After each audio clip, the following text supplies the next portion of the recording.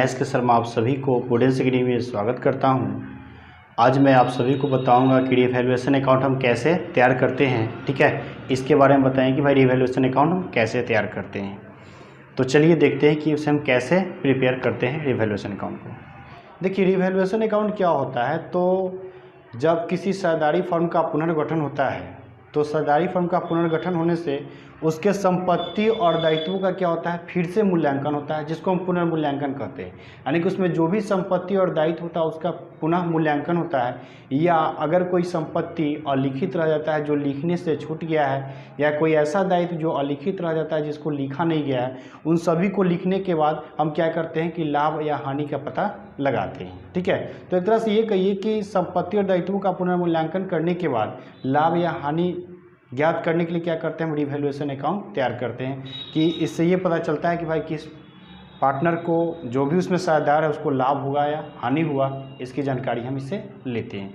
तो एक बात आपको पता होना चाहिए कि भाई संपत्ति बढ़ेगा, तो संपत्ति बढ़े तो क्या होगा, अगर संपत्ति बढ़ता है तो बिजनेस का एक तरह से कहिए पूंजी बढ़ता है।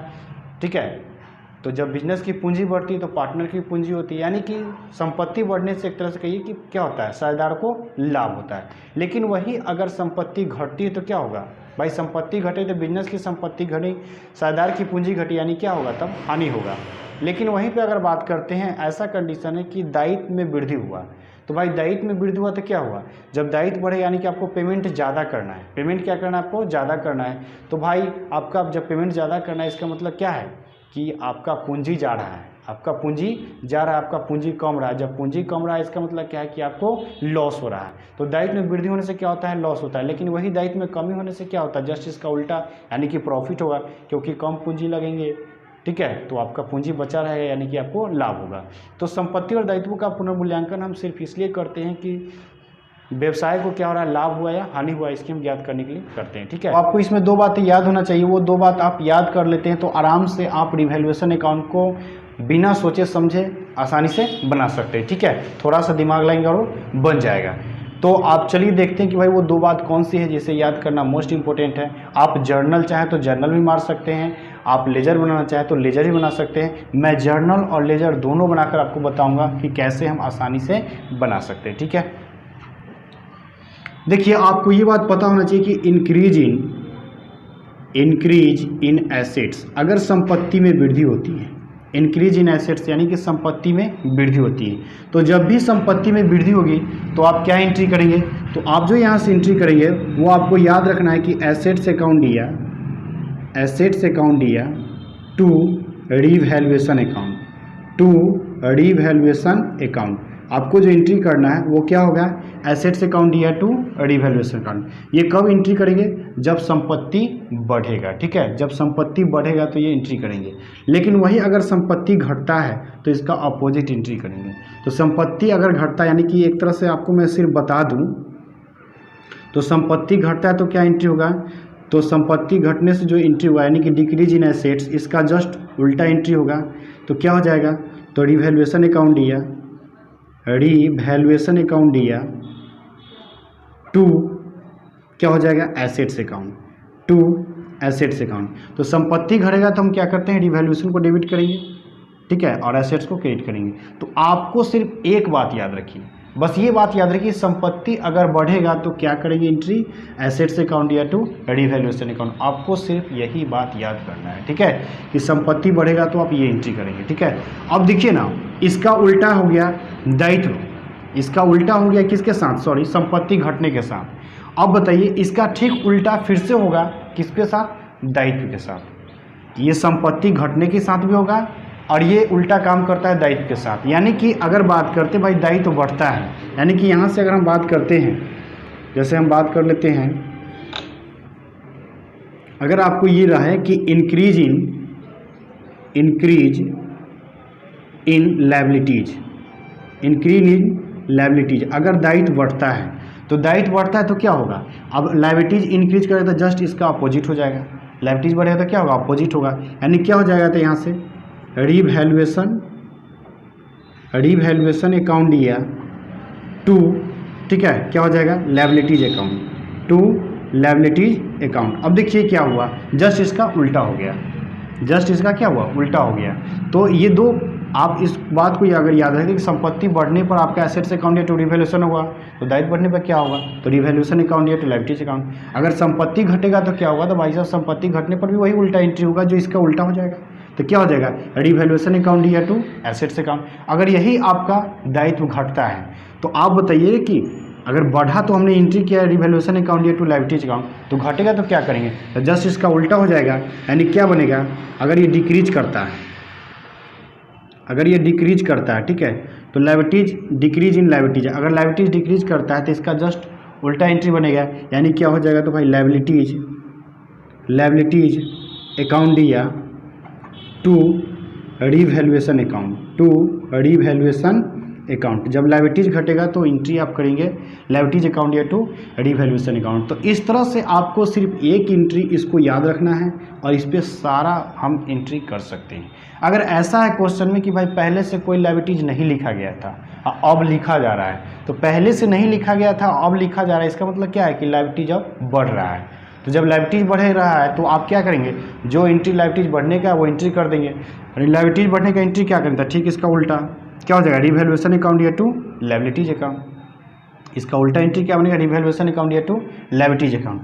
अगर यही बात करते हैं कोई संपत्ति लिखा हुआ नहीं था अब लिखा गया, यानी पुनः उसको लिखा गया, इसका मतलब क्या कि संपत्ति बढ़ा। और जब संपत्ति बढ़ा तो क्या एंट्री हुआ, तो भाई संपत्ति बढ़ने का अभी मैंने एंट्री आपको बताया है, एसेट्स अकाउंट या टू रिवैल्यूएशन अकाउंट, तो एसेट्स अकाउंट या टू रिवैल्यूएशन अकाउंट होगा। आपको ये बात पता होना चाहिए भाई प्रोविजन एक प्रकार का क्या है, लायबिलिटीज है। प्रोविजन जो है ये प्रोविजन, ठीक है, ये प्रोविजन जो है वो क्या एक प्रकार का लायबिलिटीज होता है। प्रोविजन एक प्रकार का लायबिलिटीज होता है। तो आपको प्रोविजन के बारे में याद रखना है कि ये प्रोविजन जब लायबिलिटीज है तो अगर प्रोविजन बढ़ेगा तो क्या होगा, तो जब प्रोविजन बढ़ेगा यानी कि तरह से लायबिलिटीज बढ़ेगा, और लायबिलिटीज बढ़ेगा तो आप एंट्री क्या करेंगे, तो जस्ट इसका उल्टा कर देंगे, इसका उल्टा यानी रिवैल्यूएशन अकाउंट या तो क्या करेंगे, एसेट्स अकाउंट। लेकिन वही अगर प्रोविजन घटता है यानी एक तरह से लायबिलिटीज घटता है तो एंट्री क्या करेंगे, तब एंट्री उस कंडीशन में हम क्या करते हैं, तो भाई एसेट्स के ऊपर मतलब यही एंट्री बनेगा लेकिन एसेट्स के ऊपर क्या लिखा जाएगा, लायबिलिटीज लिखा जाएगा। तो यहाँ पे लायबिलिटीज नहीं, आपको प्रोविजन लिखना है, यानी क्या बनेगा, प्रोविजन अकाउंट या टू रिवैल्यूएशन अकाउंट। तो मेन मकसद जो रोल निभाता है, आपको सिर्फ इस बात को याद रखना है, एसेट्स अकाउंट या टू रिवैल्यूएशन अकाउंट जब संपत्ति बढ़ेगा आपको सिर्फ ये एंट्री याद रखना है, उसके बाद सारा गेम इसी पे आधारित है, आप आराम से बना लेंगे, ठीक है। तो चलिए हम देखते हैं कि कैसे पोस्टिंग करेंगे, इसके बारे में हम सीखते हैं। देखिए अभी मैं आपको बताया था कि भाई संपत्ति बढ़ता है क्या एंट्री होता है, एसेट्स अकाउंट या टू रिवैल्यूएशन अकाउंट। क्या एंट्री होता है आप फिर से एक बार ध्यान दे लें, एसेट्स अकाउंट या to revaluation account, revaluation account, ये संपत्ति बढ़ता है तो एंट्री करते हैं। अब देखिए मैं यहाँ से पोस्टिंग करना सिखाता हूँ आपको। तो संपत्ति बढ़ेगा तो आपको बना रहे हैं रिवैल्यूएशन अकाउंट, तो रिवैल्यूएशन क्या हो रहा है, यहाँ से क्रेडिट हो रहा है, तो किस साइड में लिखेंगे, क्रेडिट साइड में लिखेंगे। यानी कि संपत्ति अगर बढ़ेगा तो रिवैल्यूएशन क्रेडिट हो रहा है, इसलिए हम किस साइड में लिखेंगे, क्रेडिट साइड में। क्या लिखेंगे, बाई एसेट्स अकाउंट, क्या लिखेंगे, बाई एसेट्स अकाउंट, ठीक है। जो भी अमाउंट आएगा उसको हम लिख देंगे। ये कब लिखेंगे, जब संपत्ति क्या होगा, बढ़ेगा, ठीक है। संपत्ति बढ़ेगा तो ये हो जाएगा। अगर संपत्ति घटता है तो क्या एंट्री होगा, जस्ट इसका उल्टा, यानी रिवैल्यूएशन डेबिट हो जाएगा और एसेट्स क्या हो जाएगा, क्रेडिट हो जाएगा। तो जब रिवैल्यूएशन डेबिट होगा तो डेबिट साइड लिखेंगे, लेकिन क्या लिखेंगे, तो